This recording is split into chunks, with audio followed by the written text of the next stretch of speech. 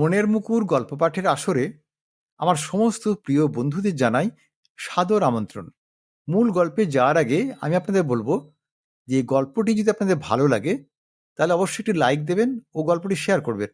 আর যদি চ্যানেলটি এখনো সাবস্ক্রাইব না করে থাকেন তাহলে সাবস্ক্রাইব করে দেবেন। এবার তাহলে মূল গল্পে আসা যাক। আজ আমি আপনাদের পড়ে শোনাবো শীর্ষেন্দু মুখোপাধ্যায়ের লেখা একটি খুবই মজার গল্প। গল্পের নাম এক্সপায়ারি ডেট। তাহলে শুনতে থাকুন সেই মজার গল্প এক্সপায়ারি ডেট। আচ্ছা, আপনি কাটু মস্তানের নাম শুনেছেন কি? কাটু মস্তান? হ্যাঁ, হ্যাঁ, শুনেছি বটে। কেন বলুন তো? হেহ, সে তো আমারই ছেলে। তার মানে আপনিই কাটু মস্তানের বাবা? ব্যাপারটা তাই দাঁড়াচ্ছে বটে। কাটু মস্তান আমার ছেলে হলে আমারও তো আর বাবা না হয়ে উপায় নেই, কি না? তা বটে। তবে আপনাকে দেখে তো ঠিক সেটা ঠিকই। আমি মশাই ওই লাইনের লোক নই। ডাকঘরে সামান্য কেরানি, আর ১ বছর মোটে চাকরির মেয়াদ। ছাপোষা মানুষ। তবে ভরসার কথা কি জানেন? আমি রিটায়ার করার আগেই ছেলেটা আমার দাঁড়িয়ে গেছে। ঠিক কিনা বলুন? অবশ্যই। দেখুন, কৃতী ছেলের বাবা হওয়া তো সোজা কথা নয়। তাহলে কাটু মস্তানের রোজগারপাতি ভালোই। কি বলেন? তা খুব একটা খারাপ নয় বোধহয়। এই তো গত পুজোতে মাকে গরদের শাড়ি দিয়ে গেছে, বোনকে একটা দামি মোবাইল ফোন আর কাঞ্জিভরম। আর আপনাকে? আমাকে ৳৫,০০০ দিয়ে বলেছে, যা খুশি কিনে নিও।" তা আমি মশাই প্রাণে ধরে কেনাকাটা করতে আর পারিনি। টাকাটা ব্যাংকেই রেখে দিয়েছি। হ্যাঁ, তা ভালো করেছেন। তা কাটুর তাহলে এখন বেশ নামডাক বলুন? তা বলতে পারেন। বেলেঘাটা ব্ল্যাকমেইল, হরিণঘাটা হত্যাকাণ্ড, হাবড়ার হাওলা, অনেক কেসেই তো কাটুর নাম খবরের কাগজে উঠে এসছে। এই ডাঙাখোলায় ডাকাতিতে তো হেডলাইন হয়েছিল। বাহ! বাহ! এইভাবেই নাম আরো ছড়িয়ে যাবে। তা আপনার সঙ্গে ছেলের সম্পর্কটা কেমন? খারাপ নয় মশাই, খারাপ নয়। তবে কিনা কাজের প্রেশারও তো কম নয়। দম ফেলার সময় পায় না। দিনের পর দিন বাড়ির বাইরেই থাকে। আমার সঙ্গে বা পরিবারের সঙ্গে দেখা সাক্ষাৎই হয় না। ওই ৯ মাস ৬ মাসে হঠাৎ ঝড়ের মতো এসে উদয় হয়। আর ১০-১৫ মিনিটের মধ্যেই হয়তো মিনিস্টার বা শিল্পপতি বা কোনো ভিআইপির ফোন আসে। তখনই ছুটতে হয়। কাজের দায়িত্বও তো অনেক, কি না? তা তো বটেই, তা তো বটেই। দেখুন, লেখাপড়া শিখে উন্নতি করতে অনেক সময় লেগে যায়। আর তারপরেও নানা ঘাপলা থাকে।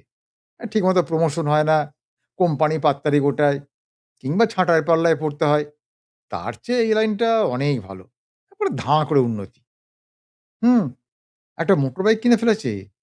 গাড়িও কিনবে শুনতে পাচ্ছি। আর কসবার দিকে নাকি একটা ফ্ল্যাটও বুক করে ফেলেছে। আচ্ছা, কাটুর বয়স কত বলুন তো? এই তো মোটে ২৬ পুরলো। তাহলেই বলুন, মাত্র ২৬ই এতটা উন্নতি? বলতে নেই, ছেলেবেলা থেকে ওর ট্যালেন্টটা আমি বুঝতে পারতাম। আর তখন থেকেই ওর মা বলত, "ওগো, এই ছেলে কিন্তু আর ৫ জনের মতো নয়। এ ক্ষণজন্মা।" ও! তো সেটা কেমন করে বোঝা গেল? এই যেমন ধরুন না, স্কুলে ওকে টিফিন দেওয়ার দরকারই হতো না। কারণ কাটু অন্যের টিফিন কেড়ে খেয়ে নিত। পরীক্ষার চোতা বের করে যখন টুকতো, তখন কোনো মাস্টারমশাই ওকে ধরতেই পারত না। তারপর ধরুন, আমার বাড়িওয়ালা মাঝে মাঝে আমাকে তুলে দেওয়ার জন্য হুমকি দিত। জল বন্ধ করে দিত।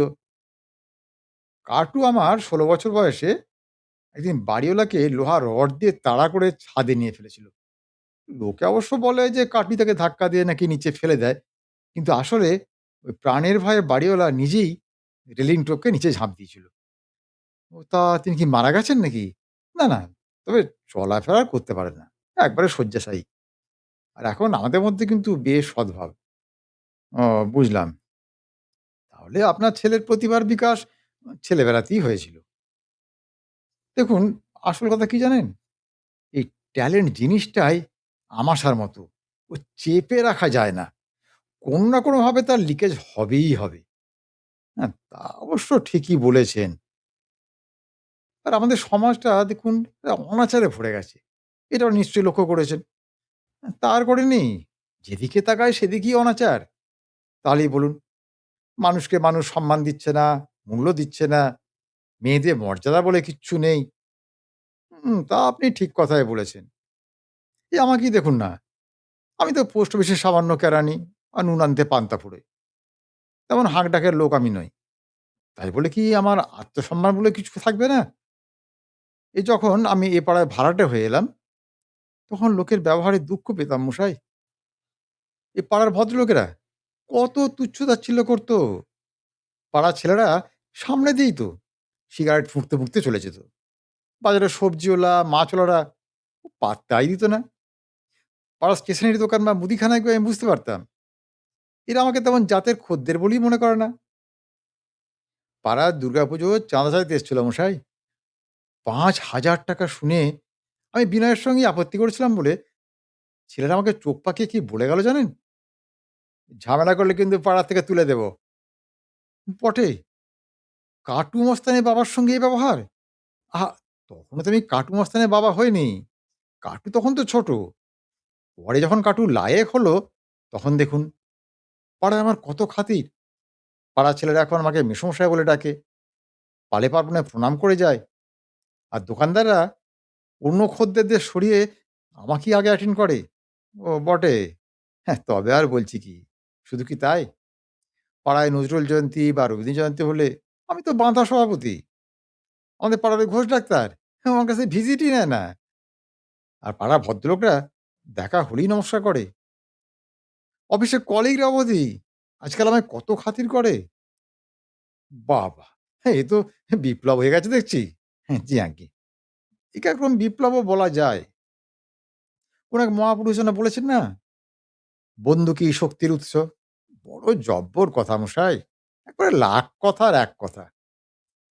মানে তা কাটু মাস্তানের কি বন্দুক আছে বুঝি?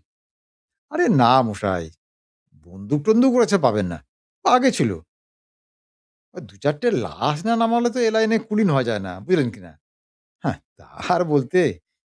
আচ্ছা, আপনি কি হাতুড়ি হাড়ুর নাম শুনেছেন? ২৭ টা খুন করেছিল মশাই। আর এই সবকটা খুনই হাতুড়ি দিয়ে। বন্দুক বা ডাকাত সে ব্যবহারই করত না। হাতুড়িই ছিল তার হকের প্যাশান এবং ফ্যাশান। কলকাতার পূর্ব অঞ্চল তো তার নামে থরহরি। তা দুঃখের বিষয় কি জানেন? এসব গুন্ডামাস্তানদের একটা করে এক্সপায়ারি ডেট থাকে। এরা নিজেরা সেটা বুঝতে পারে না। উঠতে, উঠতে একসময় একটু বেশি উঠে পড়ে।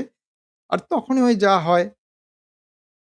তা হঠাৎ কাঠুর প্রসঙ্গে এই হাতুড়ি হাড়ুর কথাটা আসছে কেন? তা আসবে না? একদিন বিষ্ণুবাবু যে কাটুকে ডেকে পাঠালেন। ও, তো বিষ্ণুবাবুটা আবার কে? আহা! বিষ্ণুবাবু একজন কেষ্ট-বিষ্ট লোক বলেই ধরে নিন না কেন। আচ্ছা ঠিক আছে ধরলাম। তো এই বিষ্ণুবাবু কাঠুকে ডেকে বললেন, "ওরে হাতুড়ি যে বড় গরম হয়ে পড়েছে রে, একটু জুড়োতে পাঠিয়ে আয় বাবা।" ও তাহলে কাটু, হ্যাঁ, জি হ্যাঁ, ওই হাতুড়ি হাড়ু দিয়েই তো কাটুর বউ নাকি না? আর হাতুড়ি হাড়ুর হত্যাকারী হিসেবে কাটুর মর্যাদা রাতারাতি কোত্থেকে কোথায় পৌঁছলো বলুন? আন্ডারগ্রাউন্ডে রাতারাতি কাটু মস্তান বিখ্যাত হয়ে পড়ল। সবাই এক বাক্যে বলল, "হ্যাঁ, বাঘের বাচ্চা বটে।" তা তো ঠিকই। না, না, তা বলে ভেবে বসবেন না যে আমি নিজেকে বাঘ বলে ভাবি। না, আপনি যে বিনয়ী লোক তা আমি বুঝতেই পেরেছি। তবে এমন অনেকে আছেন যারা নিজের ভিতরকার ঘুমন্ত বাঘের অস্তিত্ব তেমন করে টের পান না। না মশাই না, আমার ভেতরে যেটা ঘুমিয়ে আছে সেটা একটা নেংটি ইঁদুর। আমি তাকে বেশ টের পাই। আচ্ছা তাহলে ওই হাতুড়ি হাডুদি কাটুর জয়যাত্রা শুরু, তাই তো? জি আজ্ঞে। তারপর? তারপরে পাত্তি পড়ান? ও, সে আবার কি? সে জোকা এলাকার ডন। তার জুয়ার মস্ত ঠেক ছিল। তাই তার নাম হয়েছিল পাত্তি পড়ান। সে জোকাকে স্বাধীন রাজ্য বলে ঘোষণা করার তালে ছিল। এমনকি সে বিষ্ণুবাবুর নজরানাও দিতে চাইছিল না। ফলে বিষ্ণুবাবু ফের কাটুকে ডেকে বললেন, "হ্যাঁ কাটু, তুই আমার একমাত্র ভরসা রে। পাপক-খালন করে আয়।" ওই পাপ মানে বুঝলেন তো? পাত্তিপরায়ণের সংক্ষেপ পা আর প। আচ্ছা বুঝলাম। তা পাত্তি পরানো তাহলে খালাস হয়ে গেল তো? ওই তো বললাম, কবে যে কখন এক্সপায়ারি ডেট চলে আসে, এই লাইনে বোঝা যায় না মশাই। কে কখন মনের ভুলে লক্ষণ রেখা ডিঙিয়ে ফেলে তার তো কিছু ঠিক নেই। তবে পাত্রীপরায়ণকে পেঁয়াজ খেলানোর পর কাটুর যা নামডাক হলো তার বলার নয়। সবাই ধন্য, ধন্য করতে লাগলো। আচ্ছা ওকে পুলিশ ধরেনি? তা ধরবে না কেন? আইন মাফিক নিয়ম মতো ধরপাকড় তো হওয়ারই কথা। আইন আদালত, পুলিশ এসব লাগে কি করতে? পাত্রীপরণের মামলায় তো মেয়াদও হয়েছিল কাটুর। তবে প্রমাণ অভাবে ৬ মাস পর খালাস হয়ে যায়। তুলিয়ে দেখলে এটা তো একটা সমাজসেবা বই কিছু নয়। সমাজের জঞ্জাল সাফ করা তো আর খুব একটা খারাপ কাজ বলে ধরা যায় না। কি বলেন? একদিক দিয়ে দেখতে গেলে অবশ্য তাই। দেখুন লোকের না কিছু বস্তা পচা পুরনো ধ্যান ধারণা আছে বলেই অনেক ঘটনার সঠিক মূল্যায়ন হয় না। যুদ্ধে লোক মরলে যদি দোষ না হয়, তাহলে সমাজ কল্যাণের জন্য লোক মরলেও দোষ হওয়ার তো কথা নয়। একজনকে যোদ্ধা বললে অন্যজনকে খুনি বলাটা কি অন্যায় নয়? আপনি ভেবে বলুন তো? আপনার কথাটা অবশ্য ফেলে দেওয়ার মতো নয়। দেখুন আপনি একজন বিবেচক মানুষ। তাহলে কাটুর ভিক্টিমের সংখ্যা এখন কত দাঁড়াচ্ছে বলুন তো? বেশি নয় মশাই, বেশি নয়। আজকাল তো সব ছেড়েই দিয়েছে। বন্দুক পিস্তল ছোঁয় না। সে কি? পিস্তল পল্টুর কাছে থাকে? পল্টু? সে আবার কে? সে কাটুর ডান হাত বলতে পারেন। উঠতি প্রতিভা। আজকাল বেশিরভাগ অপারেশন পল্টুই অবশ্য করে। কাটুর এখন পাবলিক রিলেশন এর কাজ প্রচুর বেড়ে গেছে কিনা? ভিআইপিরা সর্বদাই ডাকাডাকি করে। তা তো ঠিকই। তবে একটা মুশকিলও হয়েছে মশাই। ভগবান তো কাউকে নিরঙ্কুশ সুখ দেন না। সঙ্গে এক আধটা কাঁটাও থাকে। কাঁটা? এর মধ্যে আবার কাঁটা আসছে কোত্থেকে? হুম, আছে মশাই আছে।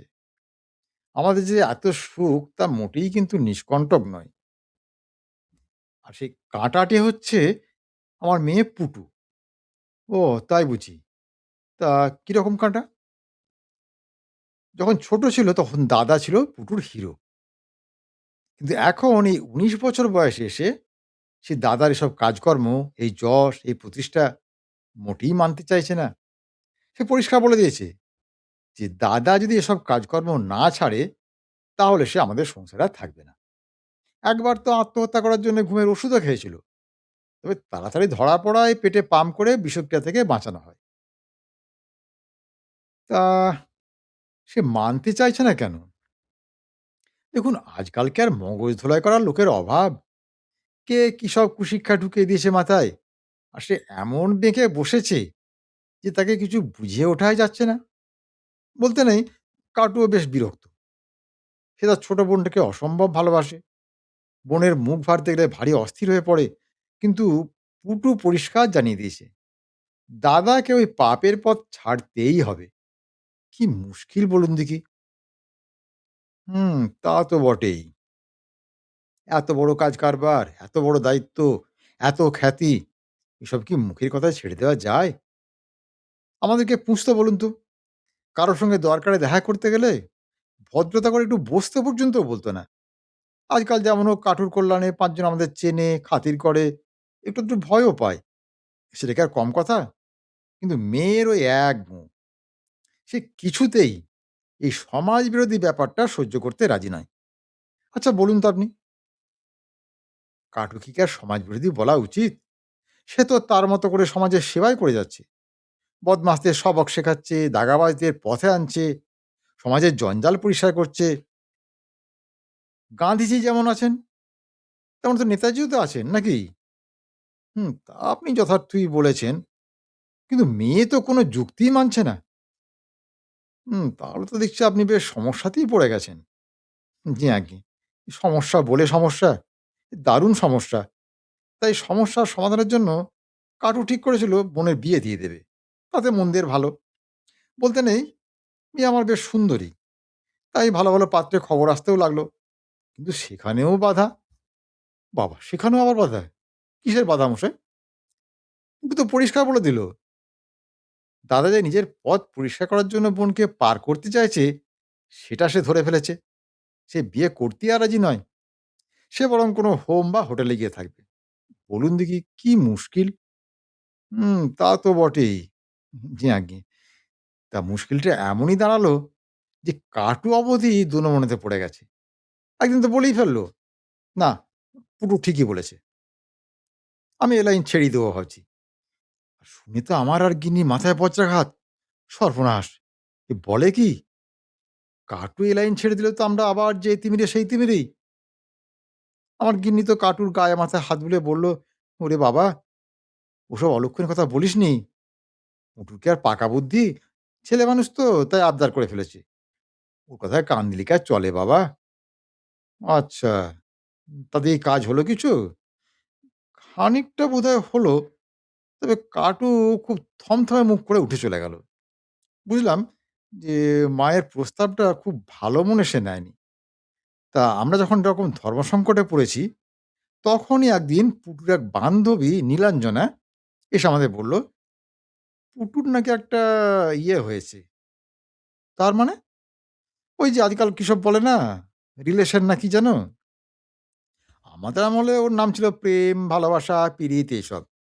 আজকাল আর এসব বলে না।" তা নীলাঞ্জনা বলল, "ছোকরাটা ছবি-টবি এঁকে নাকি বেশ নাম করেছে। আর আমার পুটুরও আবার ছবি আঁকার খুব ঝোঁক। সময় পেলেই হয় স্কেচ করে, নয়তো পেইন্টিং। কোন একটা এক্সিবিশনে যেন দুজনের সঙ্গে দেখা সাক্ষাৎ হয়েছে। এখন সম্পর্কটা একটু গাঢ় হয়েছে বোধহয়। তা সেই ছোকরাই বোধহয় ওর মাথায় এসব পোকা ঢুকিয়েছে। তা আমরা তো ভেবেইছিলাম যে কাঠুকে বলে ছেলেটাকে একটু করকানি দেব। আঁকিয়া মানুষ তো, ও গুন্ডা মাস্তান দেখলে ভড়কে যাবে।" "আচ্ছা, তা করকানো হয়েছিল নাকি?" "না মশাই, কাঠু রাজি হলো না। বলল, পুটু যদি কাউকে ভালোবেসেই থাকে, তাহলে তাকে করকালে কিন্তু অধর্ম হবে।" "আচ্ছা, তাহলে ব্যাপারটা এখন কোথায় দাঁড়িয়ে আছে?" "সেইটে জানতেই তো আপনার কাছে আসা মশাই।" "ও বুঝলাম। তা আমাকে তাহলে কি করতে হবে?" "আপনিও তো গোঁয়ার কম নন মশাই। একবারে ধনুক ভাঙা পণ করে বসে আছেন যে কাটু লাইন না ছাড়লে পুটুকে বিয়েই করবেন না। তাই জানাতে এসছি যে কাটু বোনের সুখের জন্য লাইন ছাড়তে রাজি হয়েছে। কাজটাকে আপনি ভালো করলেন মশাই। বুড়ো বয়সে একটু সুখের মুখ দেখতে শুরু করেছিলাম সবে।" "তা বটে, তবে কিন্তু ওই এক্সপায়ারি ডেটটার কথা মনে রাখবেন।" "হ্যাঁ, হ্যাঁ, তাও তো বটে।" আজকের গল্প তাহলে এখানেই শেষ করছি। গল্পটি কেমন লাগলো তা কমেন্ট করে জানাবেন। আর যদি ভালো লাগে তাহলে একটা লাইক দেবেন ও গল্পটি শেয়ার করবেন। আর যদি মনের মুকুর চ্যানেলটি এখনও সাবস্ক্রাইব না করে থাকেন, তাহলে এখনই সাবস্ক্রাইব করে দিন। আজ তাহলে আসি বন্ধু, খুব শিগগিরই আবার হাজির হব এরকম একটি সুন্দর গল্পের ভিডিও নিয়ে। ততক্ষণ সব্বাই খুব ভালো থাকুন, সুস্থ থাকুন, আনন্দে থাকুন। নমস্কার।